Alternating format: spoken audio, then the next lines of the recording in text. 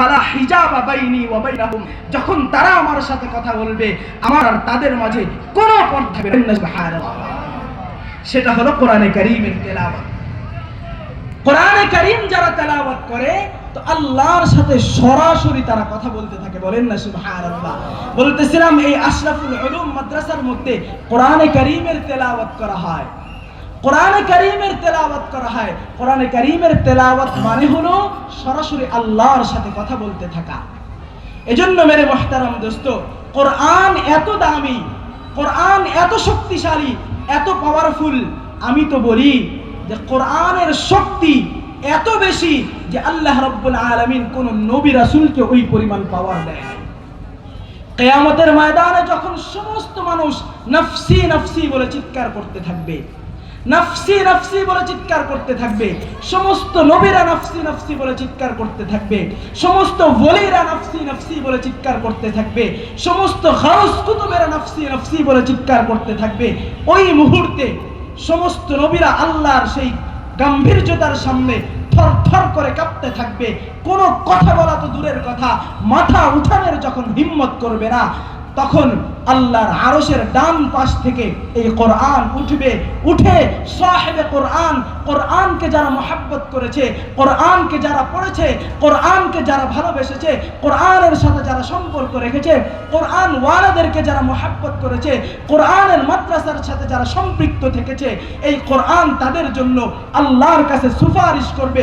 শুধু সুপারিশই করবে না, ওই মানুষটাকে জান্নাতে নেওয়ার জন্য আল্লাহর সাথে ঝগড়ায় লিপ্ত হবে। আল্লাহু আকবার। এজন্য হাদিসের মধ্যে এসেছে ইজা উযিআল মাইয়িতু ফি কবরিহি জাআল কুরআনু ইনদা রাসিহি। কোরআনকে যারা দুনিয়ার বুকে মহব্বত করে ভালোবেসে যাইতে পারবে, কবরে যাইতে দেরি, কবরে যাইতে দেরি, কোরআন তাদের মাথার কাছে আসতে এক মুহূর্ত দেরি করবে না। সুবহানাল্লাহ। মালাকুল মাউত প্রশ্ন করবে, মান রাব্বুকা ওয়া মা দীনুকা ওয়া মান হাদার রাজুলুল্লাযী বুইসা ফীকুম। বুখারী শরীফের হাদিস বলে মুনকার নাকির কবরের মধ্যে সওয়াল করবে, প্রশ্ন করবে। এই কোরআন সাহিবুল কোরআনের পক্ষ থেকে তার প্রত্যেকটা প্রশ্নের জবাব দিয়ে দিবে। সুবহানাল্লাহ। এজন্য কোরআনকে যদি আমরা মহব্বত করে যাইতে পারি, কোরআনকে যদি আমরা ভালোবেসে যাইতে পারি, কোরআনের সাথে যদি সম্পর্ক রেখে যাইতে পারি, তাহলে এই কোরআন আমাকে আল্লাহর জান্নাত পর্যন্ত পৌঁছে দেবে। বলেন না সুবহানাল্লাহ। আল্লাহর এক বান্দী ছিল দুনিয়ার বুকে, দুনিয়ার বুকে আল্লাহর এক বান্দী ছিল। ইন্তেকালের সময় যখন তার চলে এসেছে, জবানে একটা অনারবি ভাষায়, আরবি ভাষায় তার থেকে কিছু বের হইতেছিল। আশপাশে সন্তান, তারা হলো অনারবি, আরবি ভাষা বুঝে না, তো তারা বুঝতেছে না তার জবান দিয়ে কি বলে। আল্লাহর বান্দী বলতেছে, হাদানি রাজুলান ইয়াকুলানি লি উদখুলি আল জান্নাহ।